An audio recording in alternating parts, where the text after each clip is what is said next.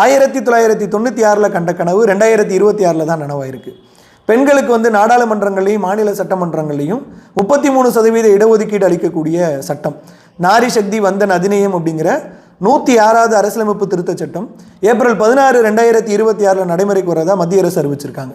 இது முதலாக செப்டம்பர் 1996 இந்த மசோதா தாக்கல் செய்யப்பட்டது. அது பெண்களுக்கு இடஒதுக்கீடு அளிக்கக்கூடிய மசோதா.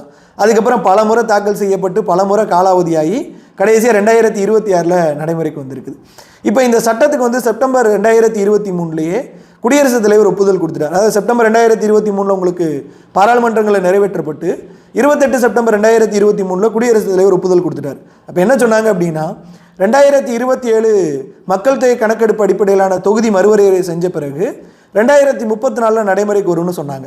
பட் இப்போ 2011 மக்கள் தொகை கணக்கெடுப்பை வச்சு 2029 மக்களவை தேர்தலையும் மாநில சட்டமன்றங்கள் தேர்தலையுமே 33% இடஒதுக்கீடு நடைமுறைக்கு வந்துடும் அப்படின்னு சொல்லியிருக்காங்க. இப்போ ஏற்கனவே உங்களுக்கு மக்களவையில் 543 இடங்கள் இருக்குது. இதை 815 உயர்த்தி இருக்கிறாங்க.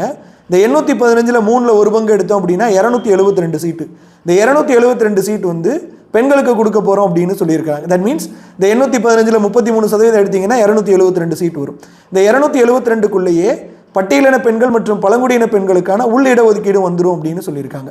நமக்கு மக்களவையில் பார்த்தீங்க அப்படின்னா இப்போ வந்து 550 இடங்கள் வந்து இருக்குது. இது ஆர்டிகல் 81 குறிப்பிட்டிருக்கோம் மக்களவையில் வந்து மொத்த இடங்களை பற்றி. இப்போ இந்த ஆர்டிகல் 81 அமெண்ட்மெண்ட் கொண்டு வந்து இந்த 550 இடங்களை வந்து 850 உயர்த்தியிருக்காங்க. சரி, இந்த 550 இடங்கள் வந்து எப்படி நிர்ணயம் பண்ணுறாங்க அப்படின்னா 1976 42வது சட்ட திருத்தம் வந்துச்சு. அதில் 1971 சென்சஸை வச்சு மக்களவை இடங்கள் வந்து நிர்ணயம் பண்ணணும். இது 2001 சென்சஸ் வரைக்கும் இதுதான் தொடரும். நாங்கள் அப்புறம் 84வது திருத்தம் வந்து 2001 பண்ணாங்க. அதில் 2026 வரைக்குமே மக்களவைக்கான இடங்கள் 1971 சென்சஸ் வச்சு தான் பண்ணணும் அப்படின்னு வந்து சொல்லியிருந்தாங்க.